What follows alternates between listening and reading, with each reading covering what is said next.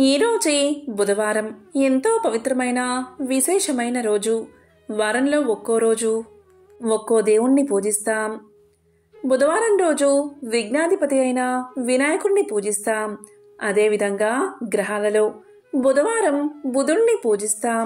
మరి ఇంతటి విశేషమైన రోజు బుధుడికి సంబంధించిన ఈ కథలను విన్నా, చదివినా, చెప్పినా, వినిపించినా జన్మల పాపాలు తొలగిపోతాయి. ప్రతి పనిలోనూ మీదే విజయం కలుగుతుంది.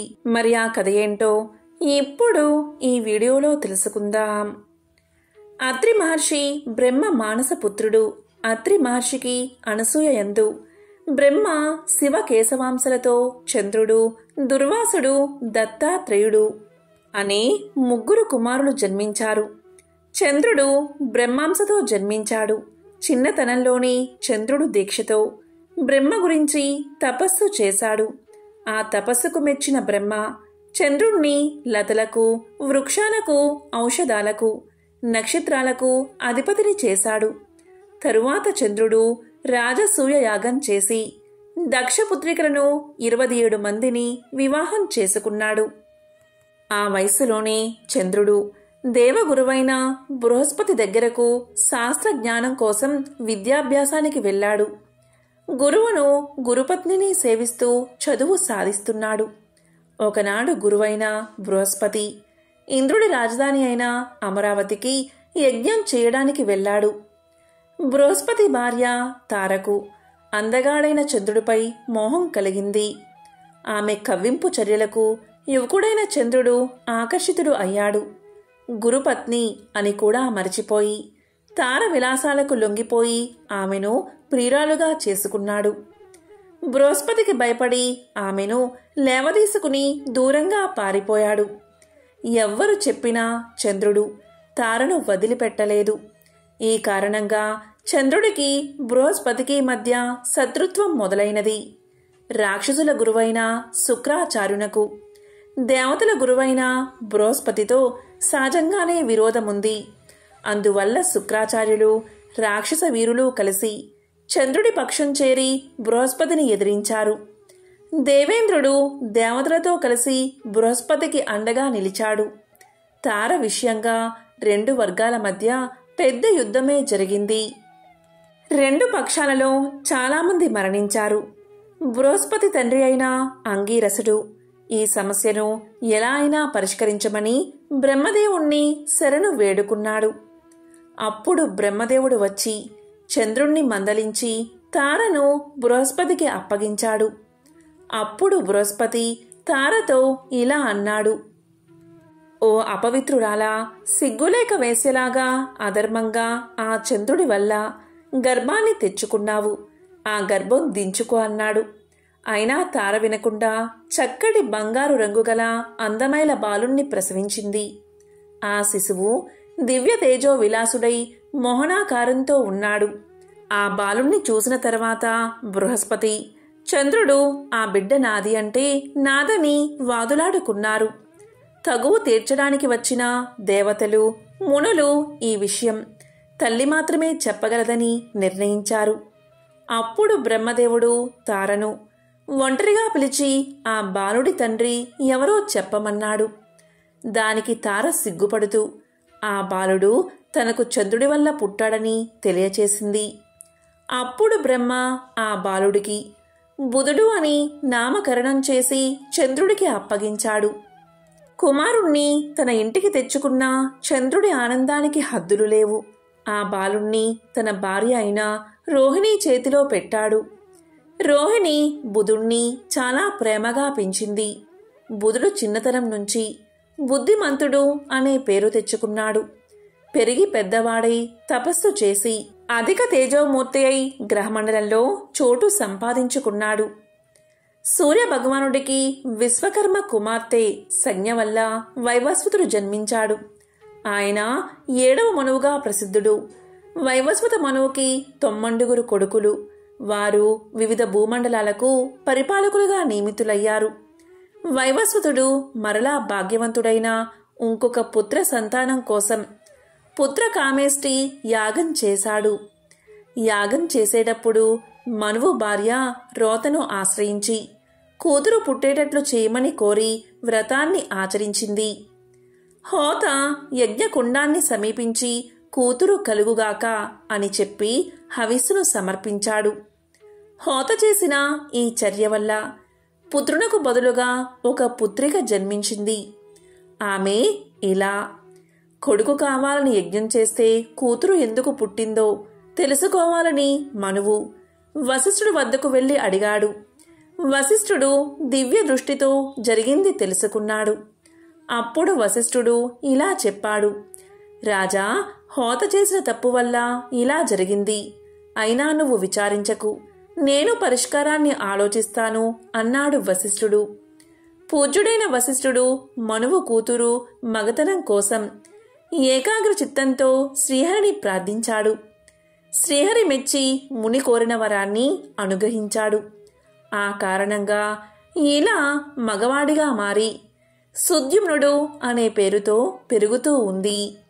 ఆ సుద్యుమ్నుడు రాజ్యాన్ని పరిపాలిస్తూ ఒకరోజు తన మంత్రులతో కలిసి కారడవికి వేటకు బయలుదేరాడు. క్రూర జంతువులు వేటాడుతూ ఉత్తర దిక్కుగా వెళ్లి మేరుపర్వతం దగ్గరున్న కుమారవనం చేరాడు సుద్యుమ్నుడు.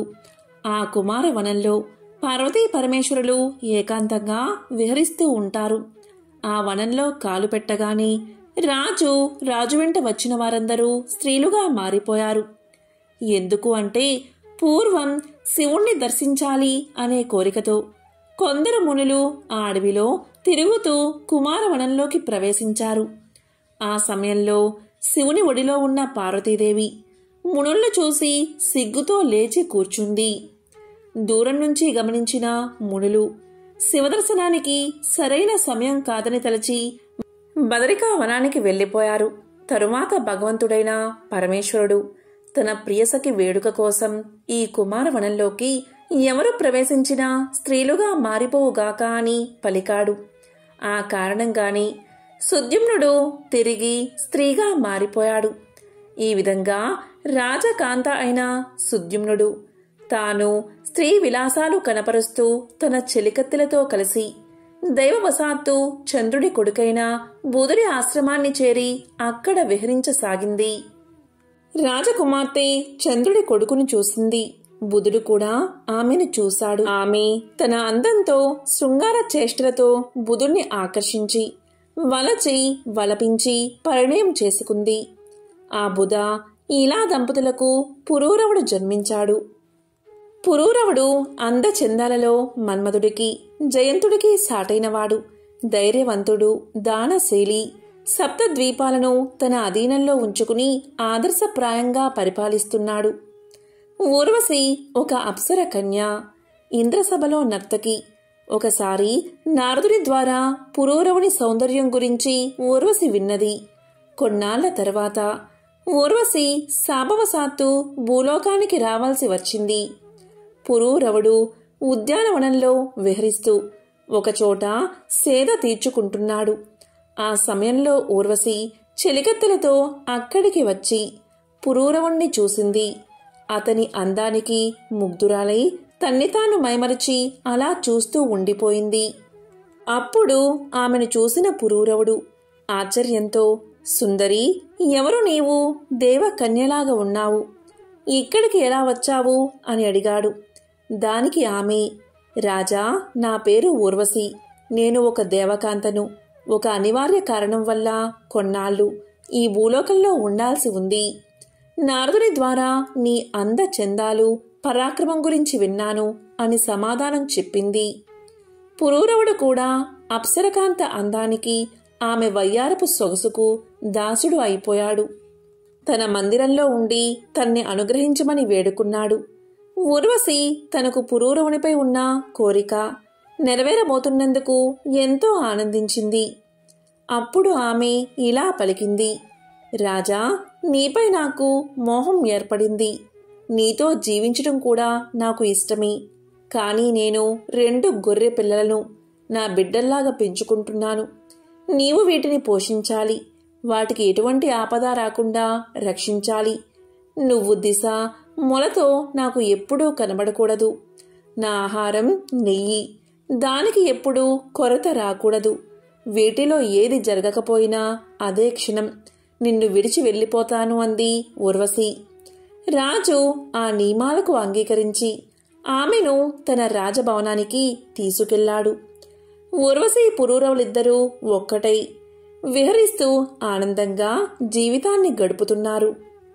కొన్నాళ్ల తర్వాత ఇంద్రసభలో ఊర్వశి లేకపోవడం గ్రహించిన ఇంద్రుడు ఆమె ఎక్కడుందో వెతికి పట్టుకురమ్మని కొందరు గంధర్వులను నియమించాడు. వారు నడిరాత్రి భూలోకం వచ్చి ఊర్వశి పెంచుకుంటున్న గొర్రెలను పట్టుకున్నారు. అవి భయంతో గట్టిగా అరవడం మొదలుపెట్టాయి. ఆ అరుపులకు నిద్రలేచిన ఊర్వశి తన గొర్రెను రక్షించడం కోసం పురూరవుణ్ణి నిద్ర లేపడానికి ప్రయత్నించింది. కాని అలసి ఒళ్ళు మరచి మత్తు నిద్రలో ఉన్న పురూరవుడు వెంటనే లేవలేదు. దాంతో ఊర్వశి ఇలా పలికింది, రాజా, నేను ఎంతో ప్రేమగా పెంచుకుంటున్నా నా గొర్రె పిల్లలను దొంగలు ఎత్తుకుపోతుంటే లేవకుండా మొద్దు నిద్రపోతున్నావు. కళ్ళు మూసుకుని నిద్రపోతో నా కోగిలి వదలడం లేదు. నీతో స్నేహం చేసి నేను అనాథను అయ్యాను అంటూ నోటికి వచ్చినట్లు తిట్టసాగింది. ఊర్వశి పౌరుషమైన మాటలకు హఠాత్తుగా లేచిన పురూరవుడు తన బట్టలు ఊడిన సంగతి కూడా గ్రహించక కత్తిపట్టి గంధర్వులను ఓడించి గొర్రెలను తీసుకువచ్చాడు. అప్పుడు ఊర్వశి దిశమలతో ఉన్న పురూరవుణ్ణి చూసి ఇలా పలికింది, రాజా, నువ్వు నా నిబంధనలు పాటించకుండా దిశమలతో కనబడ్డావు. తక్షణం నిన్ను వదిలి వెళ్తున్నాను అని చెప్పి స్వర్గానికి తిరిగి వెళ్ళిపోయింది. ఊర్వశి కనిపించకపోవడంతో పురూరవుడు రాజ్యపాలన వదిలిపెట్టి పిచ్చివాడిలాగా తిరగడం మొదలుపెట్టాడు. తిరుగుతూ చివరకు కురుక్షేత్రాన్ని చేరుకున్నాడు. అక్కడ చెలికత్తెలతో కలిసి సరస్వతీ నదీ తీరంలో చెలికత్తెలతో కలిసి ఉన్న ఊర్వశిని చూశాడు. వెంటనే ఆమెను గట్టిగా కౌగలించుకుని నన్ను మరచి ఎక్కడికి వెళ్ళిపోయావు అంటూ విలపించసాగాడు. అతని దుస్థితి చూసి జాలిపడిన ఊర్వశి ఆ రాత్రి పురూరవుడితో గడిపింది. మరునాడు ఉదయం నిద్ర లేచాక రాజుతో ఇలా పలికింది, నీ అనురాగ ఫలితంగా నేను గర్భవతిని అయ్యాను. నువ్వు మహారాజువి. రాజ్యపాలన నీ ధర్మం. సంవత్సరం తర్వాత నేను వచ్చి నీ బిడ్డను నీకు తెచ్చి ఇస్తాను. గంధర్వులను ప్రార్థించు, వారు నిన్ను కరుణిస్తారు అని నచ్చ చెప్పి వెళ్ళిపోయింది ఊర్వశి. దీంతో రాజు సంతృప్తిగా రాజధానికి వెళ్ళిపోయాడు. పురూరవుడు గంధర్వులను మనస్ఫూర్తిగా ప్రార్థించాడు. ఇక సంవత్సరం కాగానే ఊర్వశికి ఒక పుత్రుడు జన్మించాడు. గంధర్వులు పురూరవుని వద్దకు వచ్చి తనను ఊర్వశిని విడదీసినందుకు క్షమించమని కోరారు. ప్రతిఫలంగా వారు ఒక అగ్నికుండకును ఇచ్చి యజ్ఞం చెయ్యమన్నారు. యజ్ఞఫలంగా ఊర్వశితో పాటు తన కుమారుడు లభిస్తారని దీవించారు. పురూరవుడు ఆ విధంగానే చేశాడు. వేదోక్తంగా యజ్ఞం నిర్వర్తించాడు. దాని ఫలితంగా ఊర్వశిని తన కుమారుణ్ణి పొందాడు. ఊర్వశితో అన్ని లోకాల్లో విహరిస్తూ ప్రజారంజకంగా రాజ్యపాలన సాగించాడు. ఊర్వశి ద్వారా ఇంకొక 5 కుమారులను పొందాడు. పురూరవుని కుమారులు ఆయువు, ధీమంతుడు, అమానసుడు, విశ్వావసుడు, శతాయువు, చిరాయు ద్వారా చంద్రవంశం వృద్ధి చెందింది. ఇదే బుధుడి పుట్టుక. అలాగే బుధుడి వంశానికి అంటే చంద్రవంశానికి సంబంధించిన విశేషమైన కథ. కలియుగం ఎలా ఉంటుందో తెలిపే ఈ పవిత్ర కథను వింటే చాలు జన్మల పాపాలు తొలగి కోటి జన్మల పుణ్యం వస్తుంది. పట్టిందల్లా బంగారమే అవుతుంది. పాండవులు రాజ్యాన్ని పరిపాలిస్తున్న సమయం. రాబోయే కలియుగం ఎలా ఉండబోతుందో, ఆ కలియుగంలో మానవులు ఎలా ప్రవర్తిస్తారో అనే విషయం తెలుసుకోవాలని కోరిక పాండవులకు కలిగింది. అప్పుడు పాండవులంతా కలిసి శ్రీకృష్ణుడి దగ్గరకు వెళ్లి వారి మనసులో ఉన్న కోరికను తెలియచేశారు. అప్పుడు శ్రీకృష్ణుడు పాండవులతో ఇలా అన్నాడు, నేను 5 బాణాలను అడవిలోకి వేస్తున్నాను. మీరందరూ అడవిలో ఒక్కొక్కరు ఒక్కో వైపు వెళ్లి 5 బాణాలు వెతికి తీసుకురండి. మీకు బాణం దగ్గర ఏదైనా కనబడితే వచ్చిన తర్వాత నాతో చెప్పండి.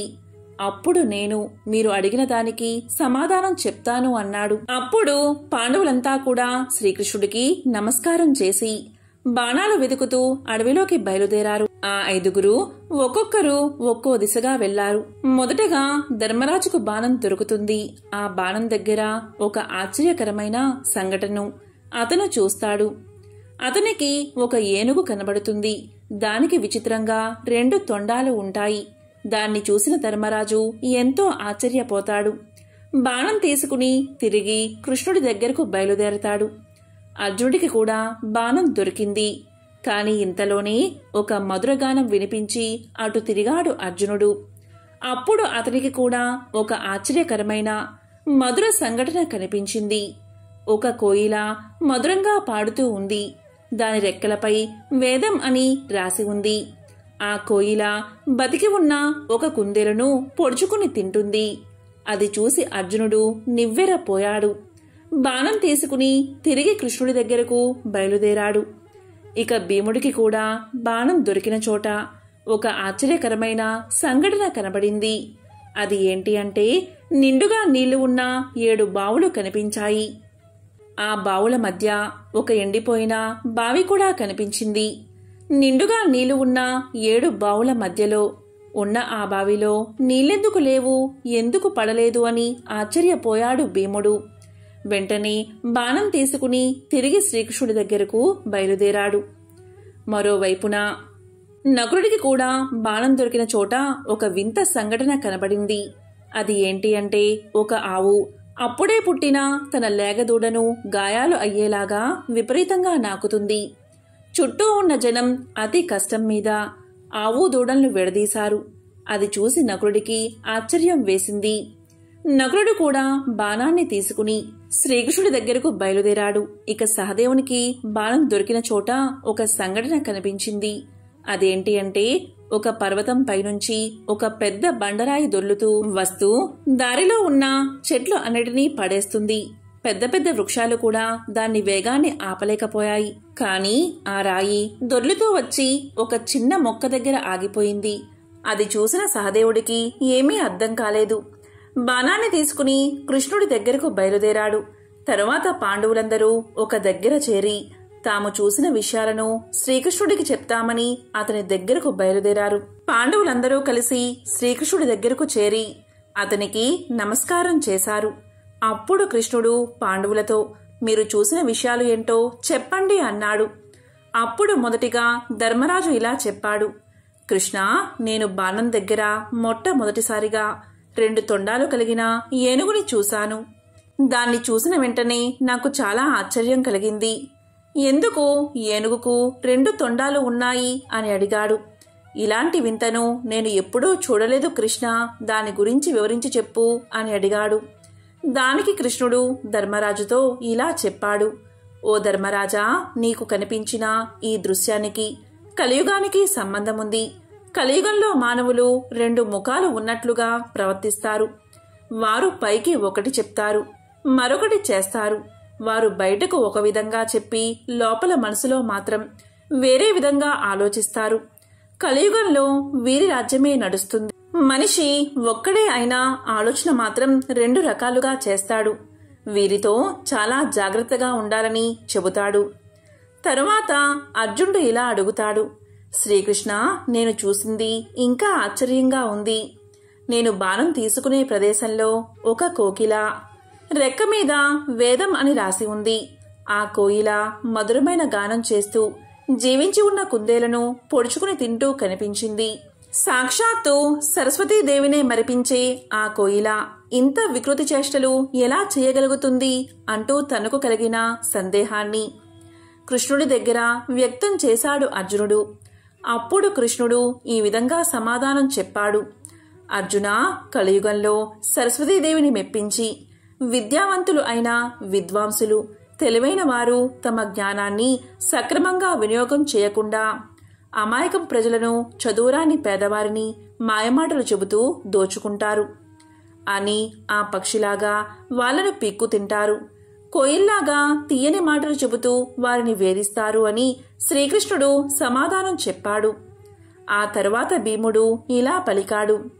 కృష్ణ, నేను వెళ్ళిన చోట 7 బావులు కనిపించాయి. ఆ 7 బావుల్లో 6 నిండుగా నీరు ఉంది. కాని మధ్యలో ఉన్న ఒక బావిలో ఒక చుక్క కూడా నీరు లేదు. ఒకే నేలపై ఉన్న ఈ 7 బావుల్లో ఇదేం తేడా అంటూ భీముడు తన సందేహాన్ని శ్రీకృష్ణుడికి చెప్పాడు. భీముడి ప్రశ్నకు సమాధానంగా శ్రీకృష్ణుడు ఇలా అన్నాడు. భీమా, కలియుగంలో ఉన్నవాడు మరింత ధనవంతుడు అవుతాడు. పేదవాడు మరింత నిరుపేదగా మారిపోయి కటిక దరిద్రాన్ని అనుభవిస్తాడు. ధనవంతుల మధ్యలో ఉన్నా కూడా పేదవాడు ఎన్నడూ ఎప్పుడూ పేదవాడిగానే ఉంటాడు. దానికి సంకేతమే ఈ బావులు అని శ్రీకృష్ణుడు సమాధానం చెప్పాడు. ఆ తరువాత నకులుడు కృష్ణుణ్ణి ఇలా అడుగుతాడు. కృష్ణ, నాకు బాణం దొరికిన చోట ఒక ఆవు దూడపై అతి ప్రేమ చూపిస్తూ నాలుకతో నాకుతుంది. ఆ ఆవు యొక్క ప్రేమ ఎలా ఉంది అంటే, ఆ ఆవు తన దూడను నాకడం వల్ల ఆ దూడకు గాయాలు అయ్యి రక్తం కారుతుంది. ఏంటి ఈ విపరీతమైన ప్రేమ అని అడగ్గా కృష్ణుడు ఇలా చెప్పాడు. కలియుగంలోని తల్లిదండ్రులకు పిల్లల మీద అధిక ప్రేమ ఎక్కువ. ఆ పిల్లలు ఆ అధిక ప్రేమ వల్ల సోమరులుగా తయారవుతారు. వాళ్ళు చూపించే అతి ప్రేమ వల్ల పిల్లల యొక్క అభివృద్ధి ఆగిపోయి సోమరులుగా తయారై భూమికి భారంగా మారతారు. జీవితంలో బాధ్యతల గురించి తెలుసుకోకముందే వారికి చిన్న వయసులోనే పెళ్లి చేస్తారు. ఈ కలియుగంలో కొడుకుపై తల్లిదండ్రులకు ఎలాంటి హక్కులు ఉండవు. కేవలం భార్యకు మాత్రమే పూర్తి హక్కులు ఉంటాయి. కలియుగంలో తల్లిదండ్రులు పిల్లలపై చూపే అతి ప్రేమకు ఆవు దూడలు చిహ్నాలు అని సమాధానం చెప్పాడు కృష్ణుడు. ఇక చివరివాడైన సహదేవుడు కృష్ణుణ్ణి ఇలా అడుగుతాడు. కృష్ణ, నాకు బాణం దొరికిన చోట ఒక పెద్ద పర్వతం నుండి ఒక భారీ బండరాయి దొర్లుకుంటూ కింద పడ్డం కనిపించింది. ఆ బండరాయి బరువుకు వేగానికి అడ్డు వచ్చిన పెద్ద పెద్ద వృక్షాలు సైతం నేలమట్టం అయిపోయాయి. కాని ఒక చిన్న మొక్క దగ్గరకు రాగానే ఆ బండరాయి తనంతట తానే ఆగిపోయింది. అది చూసిన నేను ఆశ్చర్యానికి లోనయ్యాను. పెద్ద పెద్ద వృక్షాలకు ఆపడం సాధ్యం కాని పని ఒక చిన్న మొక్క ఎలా చేసింది అని అడుగుతాడు. దానికి కృష్ణుడు ఇలా సమాధానం చెప్తాడు. సహదేవా, కలియుగంలో మానవులు విచక్షణ కోల్పోతారు. తమ పతనానికి తామే కారణం అవుతారు. మహావృక్షాలు అంటే అతని అధికార బలం, ధనబలం ఇవేవి అతని పతనాన్ని ఆపలేవు. కాని చిన్న మొక్క వంటి భగవంతుడి నామస్మరణ మానవుడు వినాశనం కాకుండా ఎల్లప్పుడూ కాపాడుతుంది. దీనికి సంకేతమే నువ్వు చూసిన దృశ్యం అని వివరిస్తాడు. కలియుగంలో ఎవరైతే అధర్మాన్ని పాటిస్తారో వారు జాలి దయ లేకుండా అమాయకులను పీడించుకుంటూ తింటూ వాళ్ళు మాత్రమే సుఖంగా ఉంటారు. భగవంతుడిని నమ్మేవారి సంఖ్య గణనీయంగా తగ్గిపోతుంది. నాస్తికులు పుట్టగొడుగుల్లాగా పెరిగిపోతూ ఉంటారు. మనిషి ఆయుర్దాయం అనేది 60 సంవత్సరాలకు పడిపోతుంది. 8 సంవత్సరాల వయసులోనే ఆడవారు పిల్లలకు జన్మనిస్తారు అంటూ కలియుగంలో జరగబోయే సత్యాలను పాండవులకు వివరిస్తాడు శ్రీకృష్ణుడు. మహాభారతంలో శ్రీకృష్ణుడు చెప్పిన ఈ విషయాలు కలియుగంలో మనం చూస్తూనే ఉన్నాం. అందుకే మహాభారతాన్ని పంచమ వేదంగా చెప్తారు. మహాభారతంలో ఎన్నో జీవిత సత్యాలను తెలియచేసే విషయాలు కూడా ఉన్నాయి. పూర్వం మహాభారత అరణ్య పర్వంలో పాండవులు అరణ్యవాసుల్లో ఉన్నప్పుడు ఒక బ్రాహ్మణుడు పాండవుల వద్దకు వచ్చి ఇలా పలికాడు. చాలా కంగారు పడుతూ వచ్చి తాను అగ్నిని మదించే అరణి ఒక చెట్టు కొమ్మలో దాచరని, అప్పుడే వచ్చిన ఒక దుప్పి ఆ కొమ్మను రాజుకోనందున అరణి దాని కొమ్ముల్లో చిక్కుకుందని, ఆ తరువాత దుప్పి పారిపోతే దానితో పాటే తన అరణి కూడా దాని కొమ్ముల్లో చిక్కుకుపోవడం వల్ల దానితో పాటే పోయిందని, అది ఒక అరణ్యంలోకి ప్రవేశించి తనకు కనిపించకుండా పోయిందని, ఆ అరణి లేకపోతే తాను నిత్యమూ చేసే అగ్నిహోత్రాది కార్యాలను చెయ్యలేనని, కనుక తనకు తన అరణిని వెతికి తెచ్చి ఇప్పించాలని ప్రార్థించాడు బ్రాహ్మణుడు. ఇక ధర్మరాజు తన తమ్ములతో కలిసి వాడి బాణాలు సంధిస్తూ బ్రాహ్మణుడు చెప్పిన దిక్కువైపు దుప్పిని వెతకడానికి బయలుదేరాడు.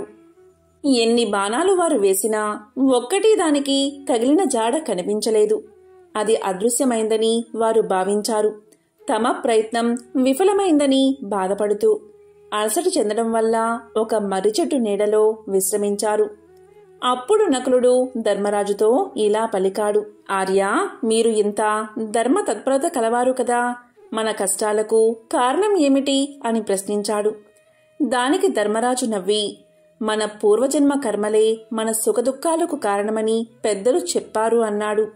అప్పుడు భీముడు కల్పించుకుని, ఆ రోజు పాంచాలిని నిండు కొలువులోకి ఈడ్చుకుని వచ్చినప్పుడే కౌరవులందరినీ నేను చంపేసి ఉండాల్సింది. అలా చేయకపోవడం వల్లే మనకి కష్టాలు అన్నాడు. అర్జునుడు భీముడి కోపానికి వత్తాసు పలుకుతూ అహంకారం ఆవహించి సూత కుమారుడైన కర్ణుడు ఆ రోజు పలికిన కారు కూతల్ని విని పెరిగి పందిలాగా నేను ఊరుకోబట్టే ఈ బాధలు కష్టాలు అన్నాడు. ఇక సహదేవుడు ఇలా అన్నాడు. దుష్ట ద్యూతాన్ని మనతో ఆడించిన మాయావి శకుని నేను ఆ రోజే చంపి ఉండకపోవడమే మన కష్టాలకు కారణమన్నాడు. అన్నీ విన్నా అజాత శత్రువు పాండవాగ్రేసరుడు ధర్మరాజు నకునితో అన్నదమ్ములైన మనం అందరం బాగా దాహంతో బాధపడుతున్నాం. దగ్గరలో ఎక్కడైనా నీరు ఉందేమో చూసి నువ్వు తాగి మాకు కూడా తీసుకురా అని ఆదేశించాడు. దీంతో నకులుడు అన్నగారి మాటకు బద్దుడై వటవృక్షమెక్కి నీళ్లు ఎక్కడైనా దొరుకుతాయేమో అని పరిశీలించాడు. కొంత దూరంలో ఒక జలాశయం ఉందని తెలుసుకుని అన్నగారికి చెప్పాడు.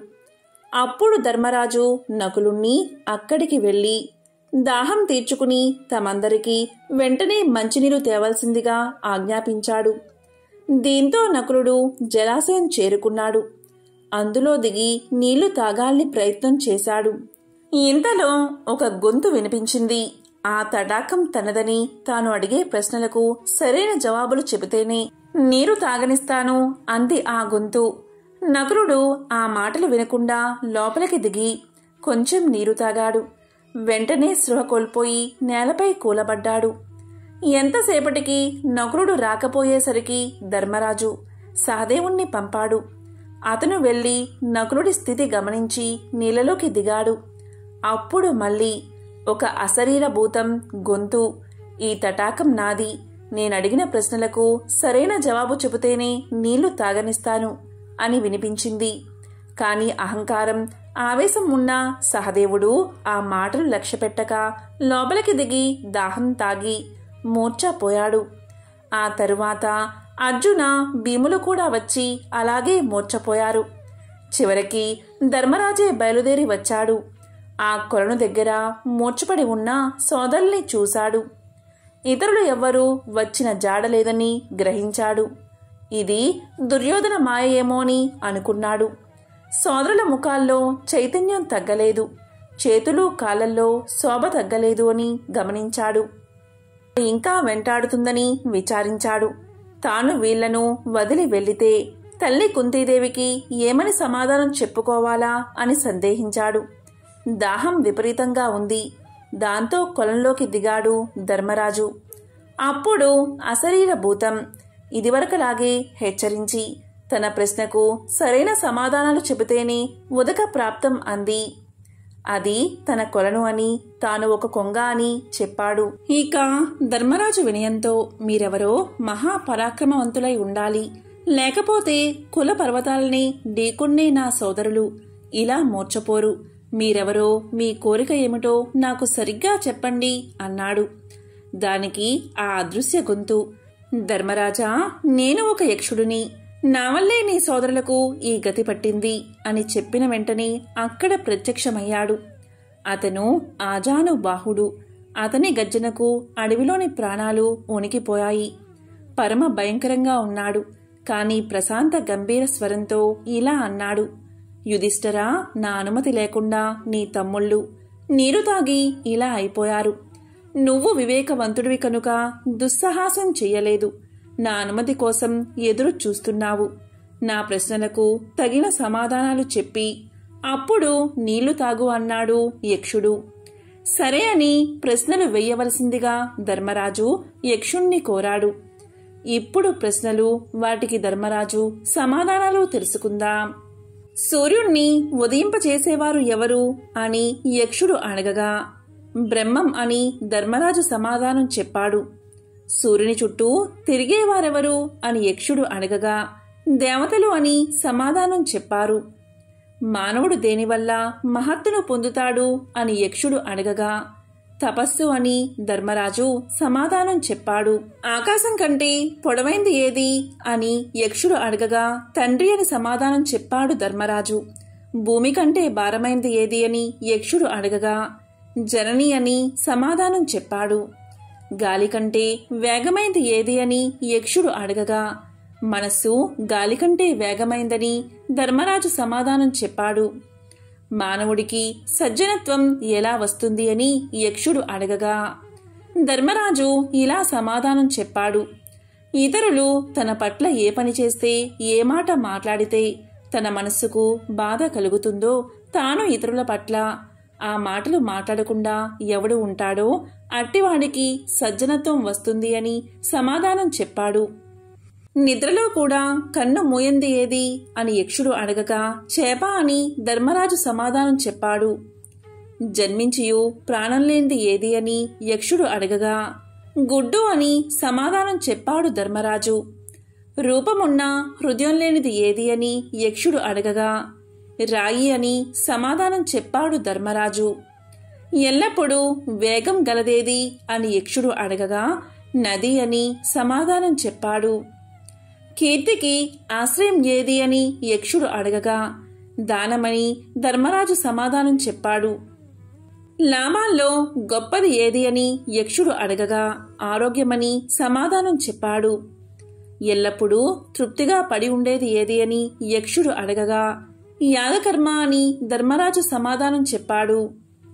లోకాన్ని కప్పి ఉన్నది ఏది అని యక్షుడు అడగగా అజ్ఞానమని ధర్మరాజు సమాధానం చెప్పాడు.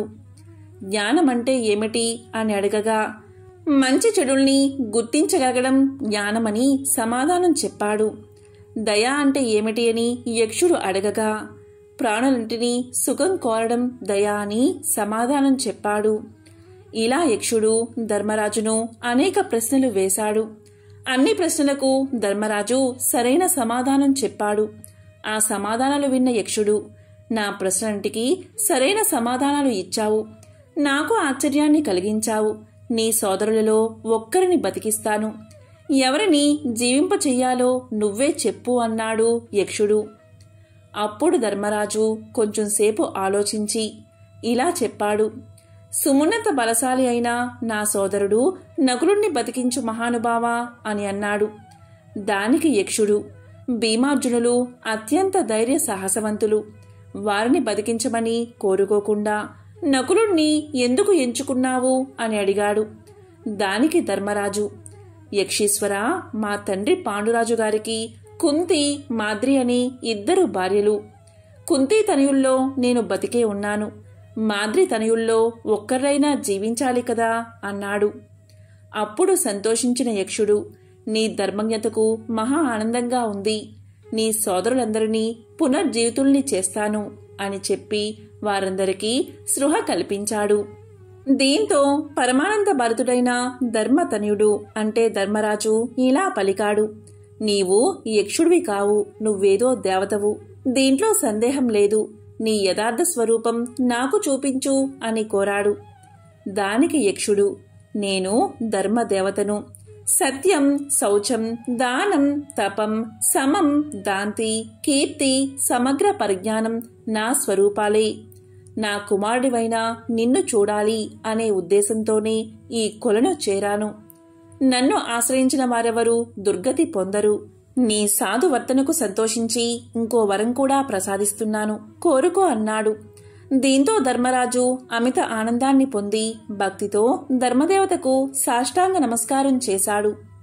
ధర్మదేవ, ఆశ్రమ సమీపంలో ఉన్న ఒక బ్రాహ్మణుడి అరణిని జింక అపహరించుకు పారిపోయింది. దాన్ని ఆయనకు కర్మలోపం రాకుండా మళ్లీ ప్రసాదించాలి అని ప్రార్థించాడు.